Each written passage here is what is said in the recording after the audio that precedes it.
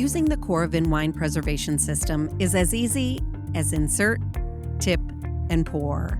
Before first use, push the clamp release up and slide the smart clamps all the way up. Twist the capsule cup off the unit.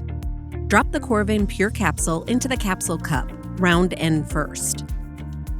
Twist the cup onto the unit tightly until there's no give left. Coravin works with bottles closed with natural cork, or with screw caps using the Coravin screw cap. You can also use the Coravin wine bottle sleeve. Before each use, press the trigger quickly to clear the system of any air or wine residue. Align the smart clamps over the neck of the bottle and push down firmly in one fluid motion until the needle is fully inserted. With one hand holding the bottle and the other on the handle, tilt the bottle so the spout is lower than the base and wine is fully in contact with the cork. Press and release the trigger quickly to pour your desired amount of wine. Repeat if the flow of wine slows or stops. To stop the flow of wine, tilt the bottle to an upright position at any time. When you are done, grasp the handle with one hand and hold the bottle with the other.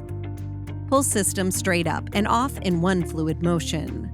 It is not unusual for the needle to leave behind a drop of wine on top of the cork or foil.